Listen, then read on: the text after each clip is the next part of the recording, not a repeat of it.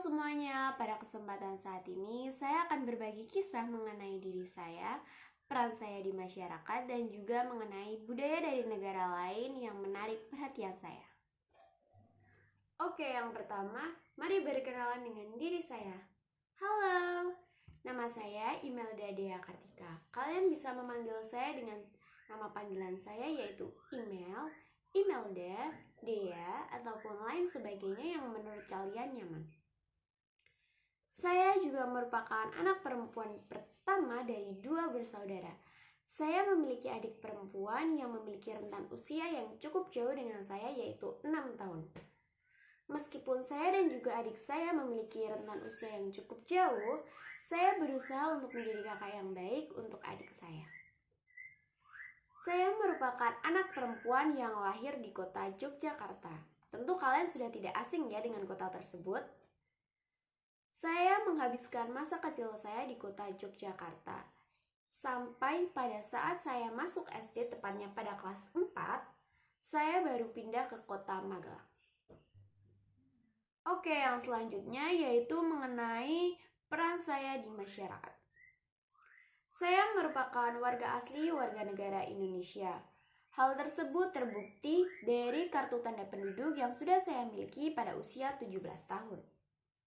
Di dalam kartu tanda penduduk tersebut, tercantum bahwa saya merupakan warga asli warga negara Indonesia. Sehingga saya memiliki peran sebagai warga negara untuk dapat mematuhi aturan dan juga norma yang berlaku di masyarakat dimanapun saya berada. Yang selanjutnya, saya merupakan seorang mahasiswi yang sedang mengenyam pendidikan di bangku perkuliahan. Saya berkuliah di salah satu universitas di kota Magelang, yaitu Universitas Negeri Tidar. Saya mengambil program studi pendidikan bahasa dan juga sastra Indonesia. Menjadi seorang mahasiswi tidaklah semudah yang dibayangkan oleh orang-orang. Banyak kesulitan dan juga tanggung jawab yang harus dapat saya tanggung untuk dapat menyelesaikan pendidikan saya. Kepercayaan kedua orang tua saya merupakan hal yang besar yang selalu saya pegang dan juga menjadi fondasi agar saya selalu giat dalam menempuh pendidikan. Sehingga hal tersebut yang membuat saya harus melakukan yang terbaik untuk diri saya dan juga keluarga saya. Saya tidak memiliki peran yang cukup penting di dalam lingkungan masyarakat, tetapi ketika saya sedang berada di kota kelahiran saya yaitu kota Jogja, saya selalu diajak oleh saudara saya, nenek saya, sepupu, maupun keluarga lainnya untuk dapat bersosialisasi dengan masyarakat di sekitar rumah saya. Sekedar bertukar sapa ataupun menanyakan kabar pada kerabat dan juga para tetangga di sebelah rumah saya. Saya juga merupakan anak yang dianggap cukup dewasa di keluarga saya. Sehingga hal tersebut yang membuat saya harus bisa menjadi seorang panutan dan juga contoh untuk semuanya. Oke, yang selanjutnya yaitu mengenai budaya dari negara lain yang menarik perhatian saya. Mengenai budaya dari negara lain yang cukup menarik perhatian saya yaitu budaya dari Korea Selatan, yaitu budaya K-pop. Tentu saja hal tersebut sangat tidak asing ya bagi sebagian orang untuk saat ini. Banyak yang mengetahui mengenai K-pop baik dari usia muda, dewasa maupun tua sekalipun. Tetapi budaya Korea Selatan sudah menarik perhatian saya saat saya duduk di bangku sekolah dasar. Sekitar pada tahun 2012, pada saat itu saya sudah tertarik dengan budaya K-pop. Pada saat itu, saya sudah mendengarkan lagu-lagu yang berasal dari negeri ginseng tersebut.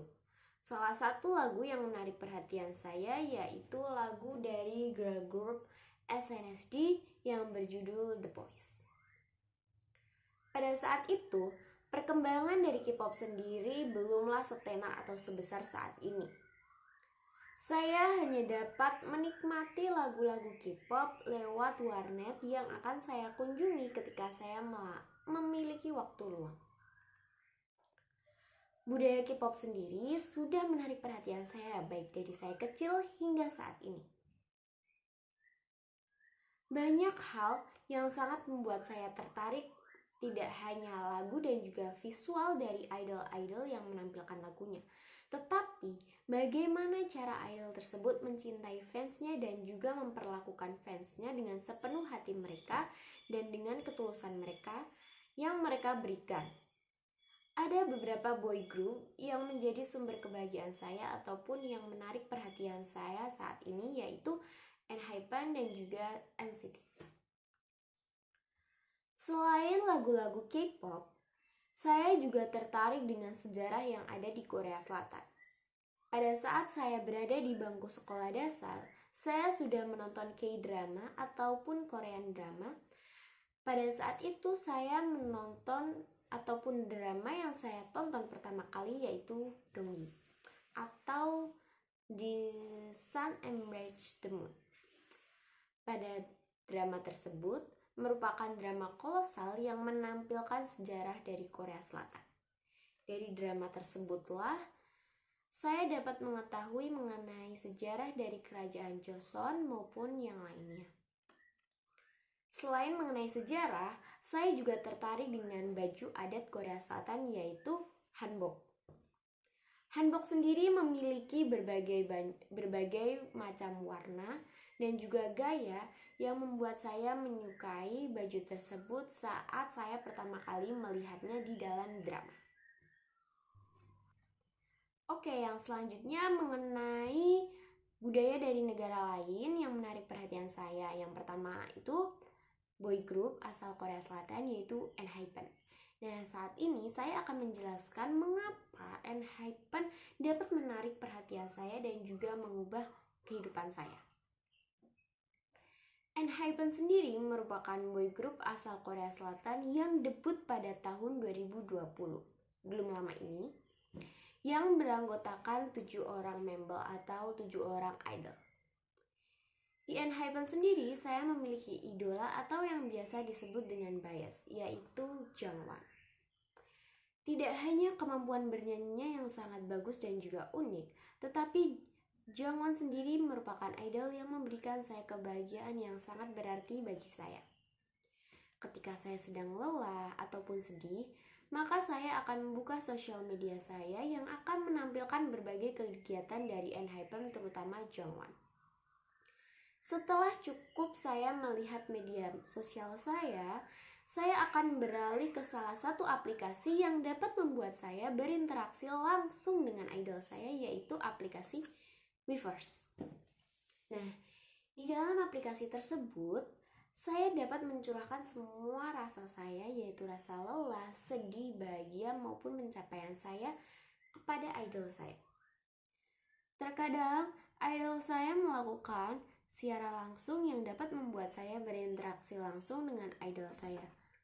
Meskipun terlihat sederhana, tetapi ketika idol saya melakukan siaran langsung tersebut adalah hal yang sangat melegakan untuk diri saya. Entah mengapa, saya dapat memahami rasa sayang dan juga ketulusan yang diberikan kepada idol saya, terutama yang Jongwon ketika melakukan video siaran langsung. Walaupun saya dan juga Jongwon memiliki kendala terhadap bahasa, tidak membuat saya merasakan kesulitan untuk dapat memahami rasa tulus dan juga rasa cinta yang diberikan Jongwon kepada saya. Jongwon sendiri merupakan idol yang memiliki tahun kelahiran yang sama dengan saya, yaitu 2004. Tetapi di usianya yang sangat muda, yaitu pada usia sekitar 18 tahun, dia sudah mengemban tugas sebagai ketua ataupun leader dalam grupnya. Tentu saja hal tersebut bukanlah hal yang sangat mudah. Di usianya yang cukup muda saat itu, dia harus dapat bekerja keras untuk tim dan membuat timnya untuk dapat berkembang menjadi lebih besar. Dari situlah saya menjadikan Jongwon sebagai idol utama saya atau bias ultimate saya. Selain dikarenakan umur yang sama, saya sangat mengagumi kerja keras yang selama ini dilakukan oleh Yang Jongwon, dan hal tersebutlah yang cukup berpengaruh bagi hidup saya, bahwa meskipun kita dituntut untuk dapat melakukan sesuatu yang sangat mustahil sekalipun, Jika seseorang sudah memberikan kepercayaan yang besar kepada kita, kita tidak boleh mengecewakan kepercayaan yang telah orang lain berikan kepada saya. Oke, itu adalah salah satu penjelasan saya mengenai ENHYPEN atau boy group yang menarik minat saya. Yang selanjutnya yang saya akan jelaskan yaitu mengenai boy group NCT yang juga menarik perhatian saya akhir-akhir ini. Mari simak penjelasan saya selanjutnya. Yang kedua yaitu boy group asal Korea Selatan yaitu NCT. NCT sendiri memiliki kepanjangan yaitu Neon Culture Technology. Nah, tentu saja boy group tersebut di zaman sekarang sudah banyak yang mengetahui ya, mungkin tidak asing oleh beberapa orang. Saya memiliki alasan yang cukup banyak mengapa saya dapat menjadikan NCT sebagai salah satu alasan saya mengapa saya tertarik dengan budaya Korea Selatan. Nah, di dalam boy group NCT sendiri memiliki berbagai subunit yang tidak mungkin saya jelaskan panjang saat ini. Tetapi saya menyukai salah satu subunit dari NCT yaitu NCT Dream. Nah, di dalam unit tersebut saya memiliki bias ultimate yaitu Jimin. Mungkin saya akan mempersingkat penjelasan saya kali ini. Karena jika saya jelaskan panjang mungkin akan memakan waktu yang cukup banyak. Saya menjadikan Jimin sebagai bias ultimate saya di NCT Dream karena saya melihat bagaimana cara Jimin selalu memberikan cinta dan kasih sayang kepada para fansnya. Di tengah kesibukannya, di tengah jadwalnya yang padat sebagai seorang idol, Jimin sendiri masih bisa mengingatkan kepada para fansnya untuk selalu makan tepat waktu dan tidak boleh meninggalkan makan. Hal kecil tersebutlah yang membuat saya tertarik oleh Jimin karena di tengah kesibukannya yang sangat padat, dia masih bisa memikirkan fansnya. Selain itu, saya juga sering melihat beberapa konten dan juga video dari NCT Dream yang dibagikan di platform YouTube.